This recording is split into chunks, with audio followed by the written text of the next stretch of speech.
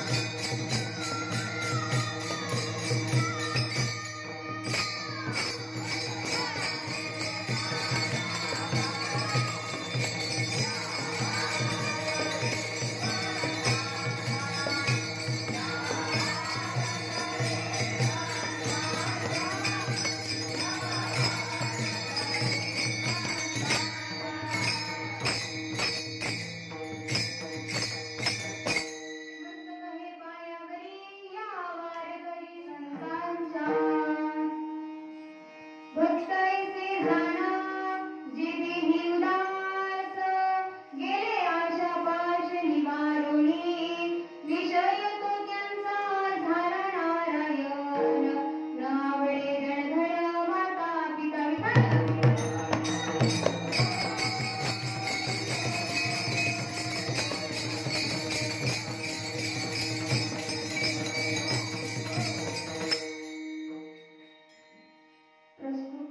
प्राप्त प्रसंगी कीर्तन सेवेसाठी घेतलेला अभंग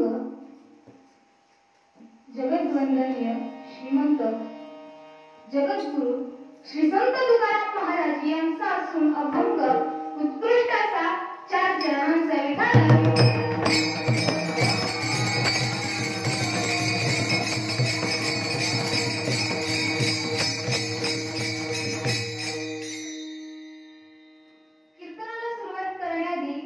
अल्पसा परिहार द्यायचा तो असा की भगवंताच्या कृपेमुळे आपण हे मानवी जीवन जगत आहोत आणि हे जीवन जगता जगता यातील सोहळे सण समारंभ विधी आणि एकमेकांच्या सुखदुःखात सहभागी होण्याची जी नैतिकता आणि या नैतिकतेचं पायकत्व म्हणजे आपल्या गावातील आपल्या परिसरातील आणि आपल्या परिचयातील परंतु आज आत्ता या क्षणाला आपल्या बरोबर जे हयात नसणारे म्हणजे कैलासवासी बबन महाराज दगडू कंधारे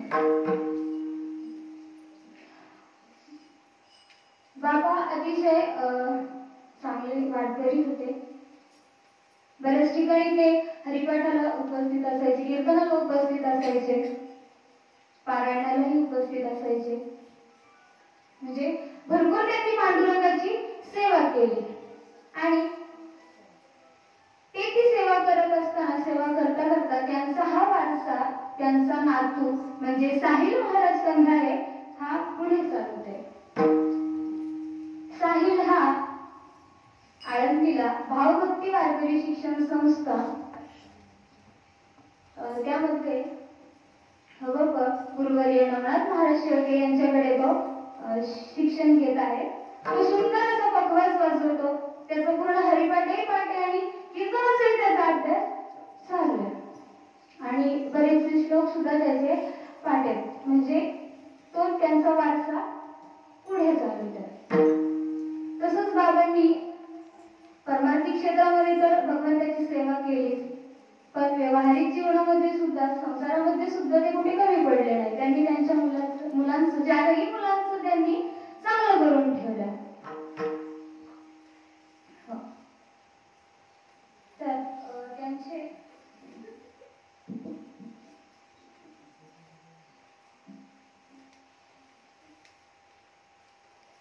त्यांच्या पत्नी श्रीमती रखमाबाई बबन कंधारे, त्यांचा मुलगा एकनाथ बबन कंधारे, तसेच रामदास बबन कंधारे आणि मुलगी आनंदीबाई दत्तात्रय कंधारे पारधी, मुलगी सौनंदा विठ्ठल किवळे.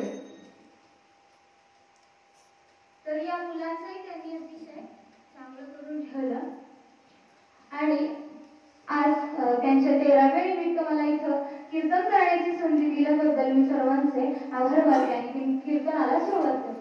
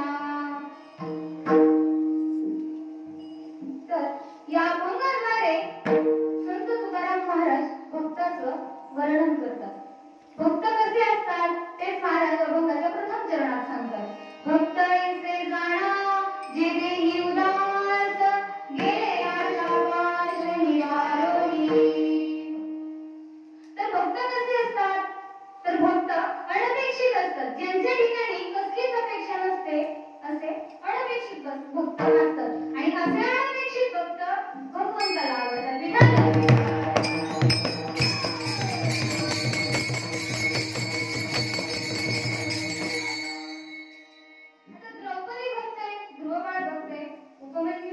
परंतु हे कसे भक्त आहे तो तर हे अपेक्षित भक्त आहे. आता एका वेळेस धर्मराजा दुर्योधनासोबत युद्ध कर्म खेळत असताना पांडव हरले आणि दुर्योधनाने दुःशासनाला सांगितलं की दुःशासना जा आणि द्रौपदीला घेऊन ये. तर दुःशासन गेला आणि द्रौपदीला म्हटलं की वहिनी तुम्हाला दुर्योधनाने सभेमध्ये बोलवलंय. पण त्यावर द्रौपदी म्हटली की भाऊजी मी काही येऊ शकणार नाही कारण मी रजेश्वर आहे म्हणजे एकवस्त्री आहे त्यामुळे मी काही येऊ शकणार नाही. पण त्यावर दुःशासनानं काही ऐकलंच नाही. तो म्हटलं ते काही माहिती नाही वहिनी आम्हाला पांडव हरले आणि आम्ही तुला जिंकलेले त्यामुळे तुला यावंच लागल. आता मात्र दुःशासनानं द्रौपदीच्या केसाला धरलं आणि तिला ओढत ओढत भरसभेमध्ये आणलं. आता त्या सभेमध्ये भीष्माचार्य, कृपाचार्य, द्रोणाचार्य, रथी, महारथी, योद्धे, महायोद्धे आणि द्रौपदीचे 5 पती पांडव त्या ठिकाणी मानाखाली घालून बसले होते. आता द्रौपदीने त्या सर्वांकडे पाहिलं परंतु त्या ठिकाणी त्यांचा नाईलाज होता. एका चक्रापाणी वाचोनी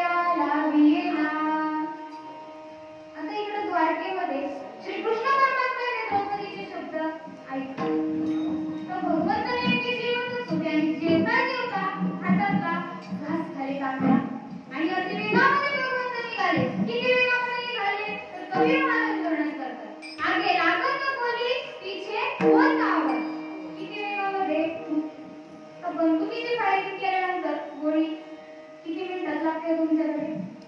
एक तास लागते ना? किती वेळात लागते? बोलत चला. बोलत चला. एक तासाने लागते का? लगेच. मग आज आता लगेच आणि ताबडतोब तशी गोळी लागते ना, केलं सुनापेक्षा भगवंत कमी झाले.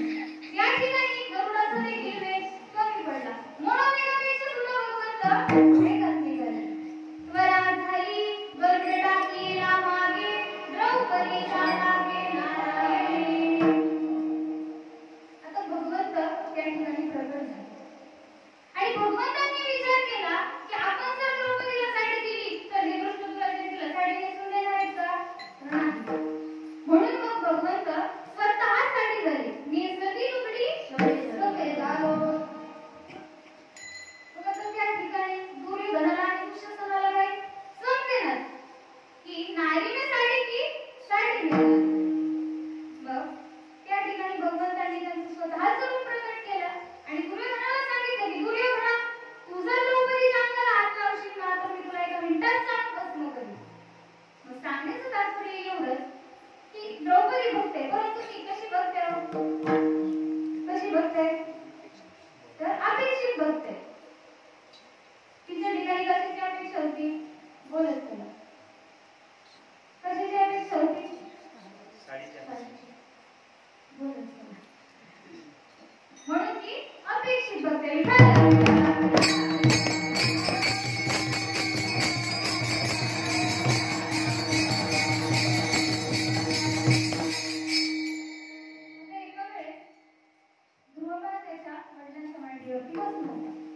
आणि हे त्याच्या सावत्राईनं पाहिलं. आता त्याची सावत्राई त्याच्या जवळ आली आणि त्याला म्हटली, ध्रुवा, इथं बसायचा अधिकार तुझा नाही. इथं बसायचा अधिकार फक्त माझ्या मुलाचा. त्यामुळे तू आत्ताच्या आत्ता इथून चाल. असं म्हणून त्याचा अपमान करून त्याला तिथून हाकलून लावलं. आता ध्रुवा बिचारा रडत रडत त्याच्या आईजवळ गेला आणि आईला म्हटला की आई गं, अगं मला सावत्राईनं वडिलांच्या मांडीवर बसून दिलं नाही गं. आई, मी काय करू गं? यावर त्याची आई म्हटली की बाळा, अरे तू कशाला काळजी करतोस? अरे पांडुरंग परमात्मा तुला मांडी देते. तू काय कर तर भगवंताची तपश्चर्या कर. मग एका ध्रुव बाळाने भगवंताची तपश्चर्या केली आणि भगवंत त्याला प्रसन्न झाले. पण त्याला काय? मग भगवंत त्याला प्रसन्न झाले आणि भगवंताने विचारले की ध्रुव बाळा तुला काय पाहिजे? पण त्याला काही बोलताच येत नव्हतं. मग भगवंतांनी त्यांच्या उजव्या हातातील कपोल शंख ध्रुव बाळाच्या गालाला का कपोल शंख शिवधरले आणि मग भगवंतांनी ध्रुव बाळाला ढळक दिल्या. ढळकले गुरु वैष्णवीनं. मग सांगण्याचं तात्पर्य एवढं की ध्रुव बाळ हे भक्त आहे, परंतु तो कसा भक्त आहे? बोलत नाही. कसा भक्त आहे? अपेक्षित भक्त आहे. केवळ वडिलांच्या मांडीसाठी त्याने भगवंताची तपश्चर्या केली.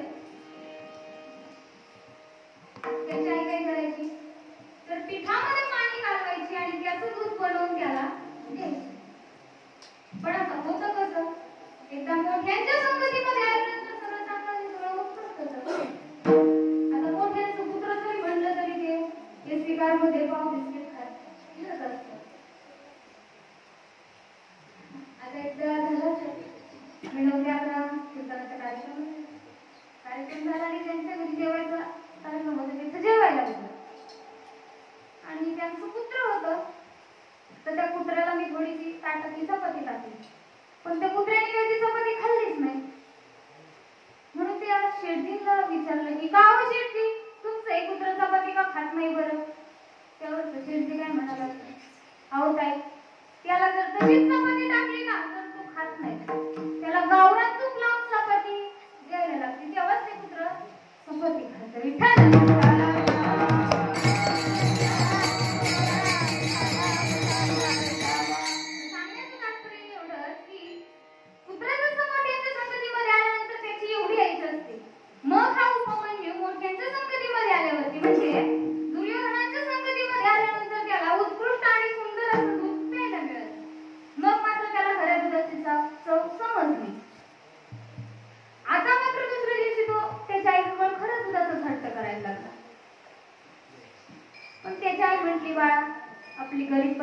होती, त्यामुळे तुला मी कुठून देणार बरं? त्यावरती तो काय ऐकतच नव्हता. मग त्याची आई म्हटली की ठीक आहे बाळ, तू काय कर तर भगवंताची तपश्चर्या कर. आता उपमन्यू मोठा अरण्यामध्ये गेला आणि भगवंताची तपश्चर्या केली. इतकी कडक तपश्चर्या केली की भगवंत त्याला प्रसन्नही झाले. आणि मग भगवंतांनी त्याला थोडं थोडं दूध नाही तर दुधाचा समुद्रच देऊन टाकला. दुधाचा सागरू उपमन्यू. मग उपमन्यू ही भक्त आहे, परंतु तो कसा भक्त आहे? बोलत झोपले का सगळे? आवाज येत नाही माझा. कसा अपेक्षित भक्त आहे. आणि तुम्ही आम्ही कसे बघताय? तो अनपेक्षित अपेक्षितच. आपण जर सकाळी उठल्यापासून ते झोपेपर्यंत देवा मला हे देवा मला ते पण भगवंताला कसे भक्त आवडतात?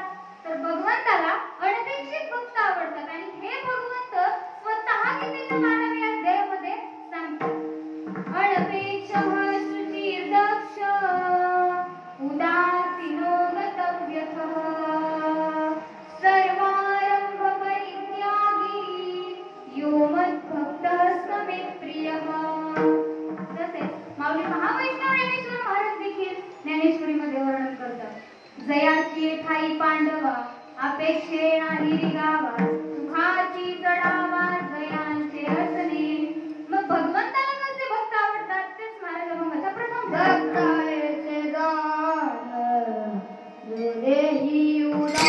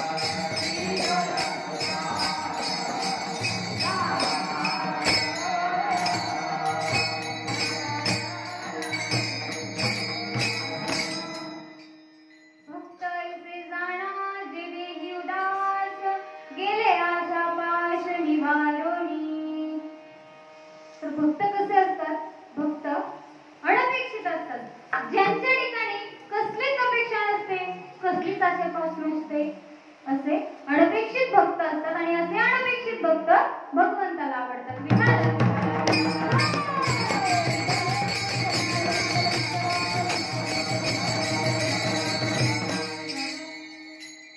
आता एका वेळेस राका, वंका आणि पंका म्हणजे आई वडील आणि मुलगी हे तिघ जण रस्त्याने चालले होते. पण रुक्मिणी मातेचं त्यांच्याकडे लक्ष गेलं आणि रुक्मिणी माता पांडुरंग परमात्म्याला म्हटल्या की का हो देवा, तुमचे भक्त इतके गरीब आहेत, मग तुम्ही त्यांना काही देत का नाही? पण त्यावर पांडुरंग परमात्मा म्हटले की अगं रुक्मिणी, ते काही मागतच नाही तर मग त्यांना देणार काय? बरं ठीक आहे, तुला गंमत पाहिजे का?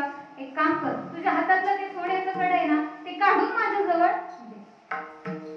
आता भगवंतांनी ते सोन्याचं कड घेतलं आणि खाली जमिनीवर टाकलं. आता तिथून हे तिघ जण निघाले. त्यातलं वंकाचं पहिलं लक्ष त्या सोन्याच्या कड्यावरती गेलं. आता वंकाने पाहिलं तर हे सोन्याचं कड आहे. त्याने विचार केला हे तर सोनं आहे, आपल्याला सोनं नकोय. म्हणून मग त्याने काय केलं, तर त्या सोन्याच्या कडेवरती माती टाकली आणि पुढे निघून गेला. आता मागून त्याची पत्नी आली आणि पत्नीने विचार केला की अरे आपले पती इथं का थांबले होते बरं, आणि तिला ती डकलेली माती दिसली. म्हणून मग तिने ती माती बाजूला सरली आणि तिला ते सोन्याचं कड दिसलं. आता तिने विचार केला की हे तर सोनं आहे, आपल्या पतीने याला स्पर्शही केला नाही, मग आपण का करायचा, कारण ती पतिव्रता होती. म्हणून मग तिने त्या कडेवरती परत माती टाकली आणि पुढे निघून गेली. आता मागून त्यांची मुलगी आली आणि मुलीने विचार केला की अरे आपले आई वडील इथं का थांबले होते बरं, आणि तिला ती डकलेली माती दिसली. आता मुलीने ती माती बाजूला सारली आणि तिला ते सोन्याचं कड दिसलं. आता मात्र सोन्याचं कड पाहून मुलगी रडायलाच लागली आणि कोण रडतंय म्हणून आई वडिलांनी मागं वळून पाहिलं तर त्यांचीच मुलगी रडत होती. म्हणून ते तिच्या जवळ गेले आणि तिला म्हटली की बाळा काय झालंय, तू का रडतीस बरं. त्यावर ती मुलगी म्हटली की बाबा तुम्ही तर सोन्याला माती समजताना मग त्या सोन्यावरती परत माती टाकायचं कारण काय, कारण तुम्हीच तर म्हणता ना सोने रूपी आम्हा मृत्यूचे सोने रूपी आम्हा मृत्यूचे समान.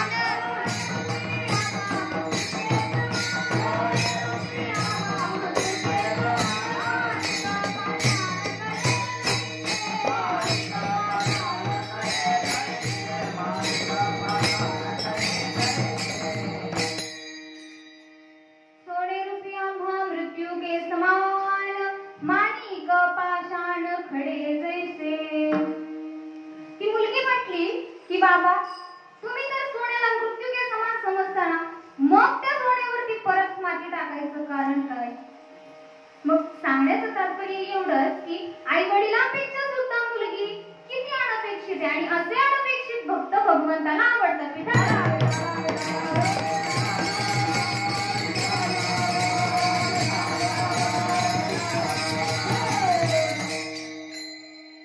आणि हे भक्त भगवंताजवळ काय मागतात तर हेची दान दे ग देवा तुझा विसर व्हावा. देवा आम्हाला धन नको, आम्हाला द्रव्य नको, आम्हाला संपत्ती नको, आम्हाला मुक्ती नको, आम्हाला काय कर तर कधीच तुझा विसर होऊ देऊ नको. न लगे मुक्ती धन संपदा संत संग येईल सदा. एका वेळेस शिवाजी महाराजांनी तुकाराम महाराजांना नजराणा पाठवलं, पण तुकाराम महाराजांनी तो नजराणा स्वीकारला नाही, कारण महाराज म्हटले की सोने रूपी आम्हा मृत्यू के समान माणिक पाषाण खडे खडे. पण त्यावर राजे म्हटले की महाराज तुम्ही सुखी व्हावं, सुखी असावं एवढंच फक्त आम्हाला वाटतं. पण महाराज म्हटले की राजे तुम्हाला जर वाटतं ना की आम्ही सुखी व्हावं, सुखी असावं तर तुम्ही काय करा, तुम्ही एकच करा, कंठी विरवा तुळशी व्रत करा एकादशी. आणि तुम्हाला जर खरंच वाटतं ना की आम्ही सुखी व्हावं, आम्ही सुखी असावं तर तुम्ही काय करा, आम्ही जेणे सुखी तुम्ही विठ्ठल विठ्ठल म्हणा मुखी. म्हणता का विठ्ठल विठ्ठल म्हणा.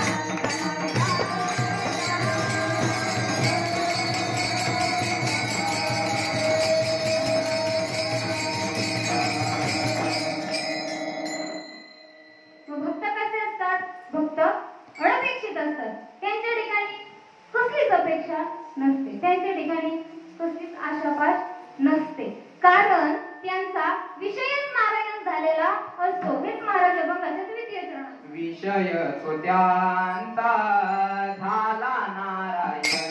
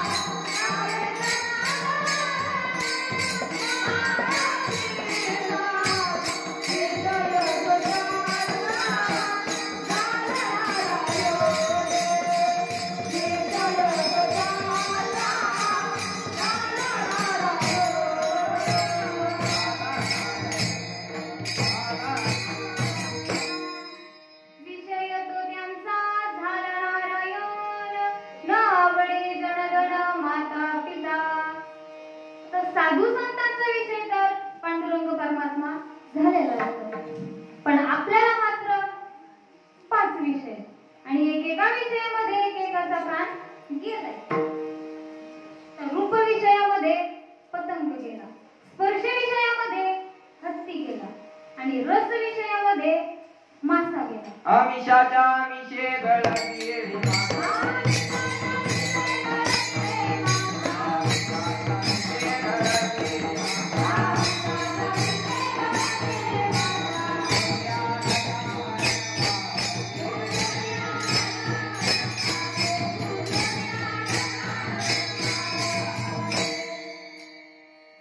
अमिषाच्या मिसे गळगे मासा फुटोनिया घसा मरण पावे. तर गंध विषयामध्ये भ्रमर गेला आणि नाद विषयामध्ये हरिण गेला. मग असं एकेका विषयामध्ये एकेकाचा प्राण गेलेला आहे आणि आपल्याला मात्र हेच 5 विषय आवडतात. मग आपलं कसं होईल बरं? कारण साधू संतांचा विषय तर पांडुरंग परमात्मा झालेला असतो, त्यांना धन आवडत नाही आणि आपल्याला आवडल्याशिवाय राहत नाही. विठ्ठल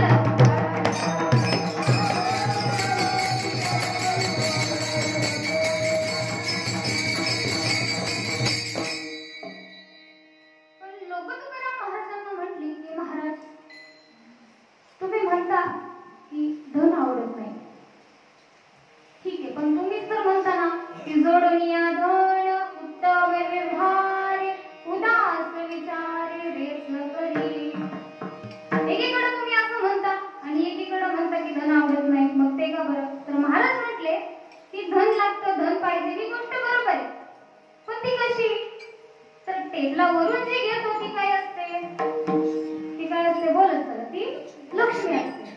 आणि टेबला खालून जो घेतो तो काय असतो माहिती आहे की तुम्हाला? विठाला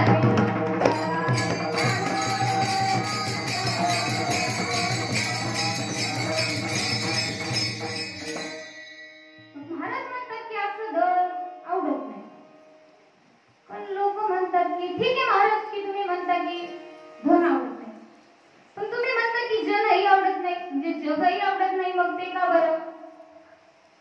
तर महाराज म्हणतात की हे जग कसं आहे? तर हे जग 3 प्रकारचे प्रकारचे 3 तुका म्हणे केले जन. हे जग कसं आहे? तर हे जग 3 प्रकारचे, त्यामुळे हे जग सुद्धा आवडत नाही. पण लोक म्हटले की ठीक आहे महाराज तुम्ही म्हणता जनही आवडत नाही आणि धनही आवडत नाही, पण त्याच्या पुढे जाऊन तुम्ही म्हणता की माताही आवडत नाही आणि पिताही आवडत नाही. मग ते का बरं? तर महाराज म्हणतात की कैकेयी सारखी जर रामाला वनवासाला पाठवणारी आई असेल तर ती आवडत नाही, आणि हिरण्यकशिपू सारखा जर पिता असेल तर तो सुद्धा आवडत नाही. म्हणून महाराज म्हणतात की न आवडे जडधन माता. विठाल विठाल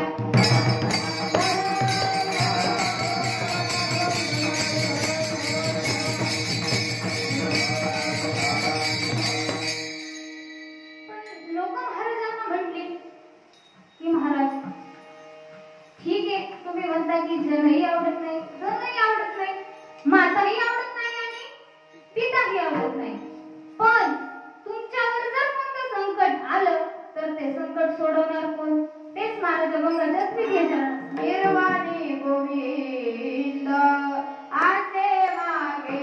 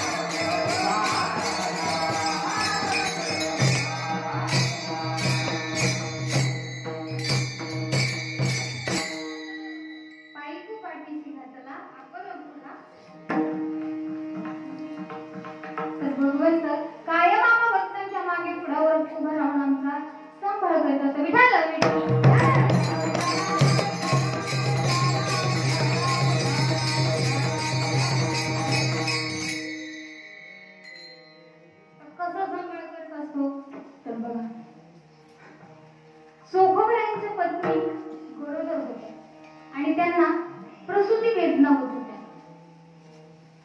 म्हणून त्यांनी चोखोबरायांना सांगितलं, तुम्ही काय करा, तुमच्या बहिणीला घेऊन या. कारण आता मला सांगा, पूर्वीच्या काळी जी बाई पाळण पण करायची तिला काय म्हणायचं? काय म्हणायचं? सुईबाई, माहिती. तर चोखोबरायांच्या बहिणीला सुईबाईचं काम चांगलं आहे. त्यामुळं चोखोबरायांची पत्नी म्हटली की त्यांना घेऊन या. तर चोखोबराय निघाले त्यांच्या बहिणीला आणायला. आता पूर्वीचा प्रवास कसा होता? तर पायी प्रवास होता. काही आणायचं झालं तरी चालत जावं लागायचं. आता चोखोबराय निघाले, चालत निघाले का? गेले चोखोबराय मोटरसायकल घेऊन आणि आले डबल सीट घेऊन. चोखोबराय पायी निघाले आणि उन्हाळ्याचे दिवस होते, त्यामुळे ऊन लागलं. त्यामुळे ते जरा वेळ झाडाखाली बसले. मग आता झाडाखाली बसले तर काय झोपा काढल्या असतील ग? नाही. तिथेही भगवंताचं भजन केलं. माझा माझा माझा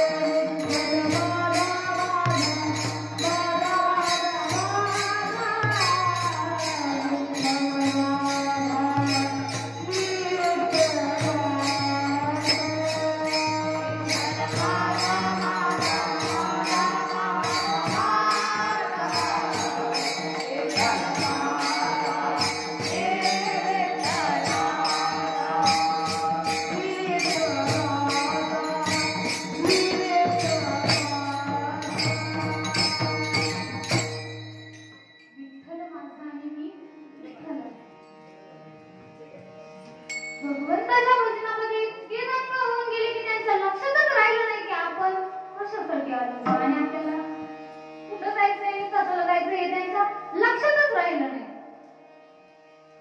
पण मात्र इकडे भगवंताला काळजी पडली की अरे आपला भगवंताची पत्नी तर इकडे संकटामध्ये आणि आपला भक्त तर आपल्या भजनामध्ये दंग झालाय, त्याच्या लक्षातच नाही राहिलं. मग आता मात्र आपण गेलं पाहिजे. मग भगवंतांनी काय केलं तर चोखोबरायांच्या बहिणीचं रूप घेतलं. भगवंतांनी कपाळाला भला मोठा कुंकवाचा टिळा लावला. आता पूर्वीच्या बायका कुंकवाचा टिळा लावायचा आणि आता बोलत चला. आता काय लावतात? टिकली तर टिकली, नाही तर विठ्ठल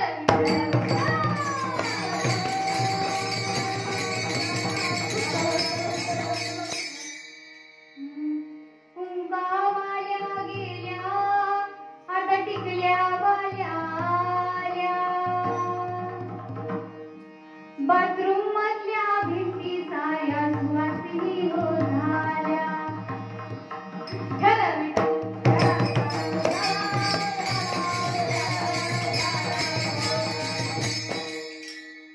भगवंतांनी काय केलं तर कपाळाला मोठा कुंकवाचा टिळा लावला. फाटकी तुटकी साडी नेसले आणि चिरगोटे गुंडाळलेली चप्पल घातली आणि रुक्मिणी मातेला विचारतात, काय ग रुक्मिणी, शोभतोय का मी चौघाची वेलेची लाटा?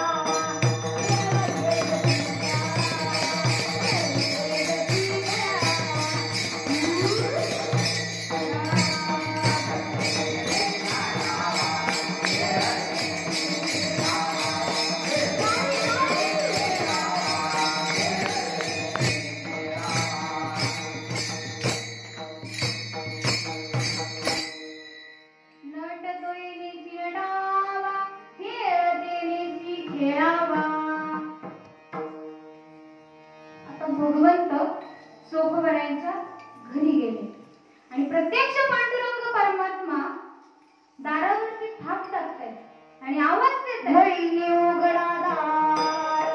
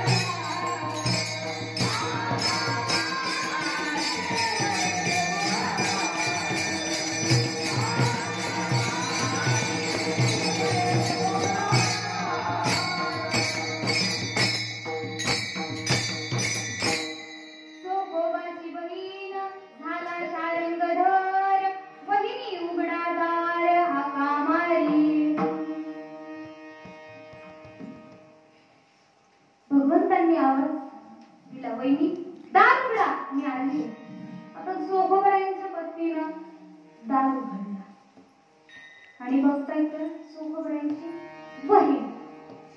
आता मला सांगा, पूर्वीच्या काळी नवऱ्याच्या बहिणीला काय म्हणायचं आणि आता काय म्हणतात? आता मी 4 गोष्टी सांगते, पटल्या तर घ्या, नाही तर सोडून द्या. जिला नाही होत सहन सुनेचा आनंद, तिचं नाव ज्याला नाही कोणत्याच गोष्टीचा आसरा, याचं नाव संसार. ज्याला नाही निघत कोणत्याच गोष्टीचा धीर, याचं नाव धीर. आणि जी सुनेच्या डोळ्यातून काढते 3-3 वेळा आसू, तिचं नाव. पण आता झालंय उलट. सून तिच्या डोळ्यातून काढते 3-3 वेळा आसू, तिचं नाव.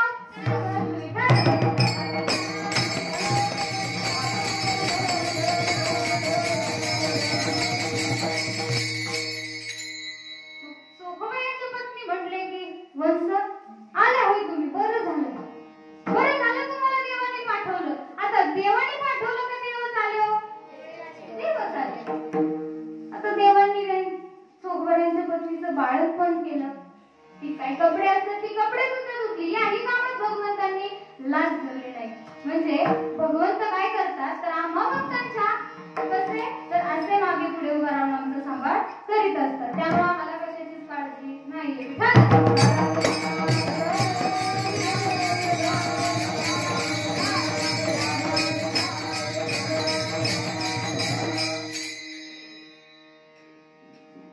आता आपण जरा भगवंताचं भजन. तुम्ही म्हणसाल मग आता काय करते? सगळेजण ताट बसा आणि हात वरती घ्या. सगळ्यांनी ताट वरती करा बरं. व्यायाम करा जरा. बसून केले का सगळ्यांनी? हात वरती. तिकडं मागे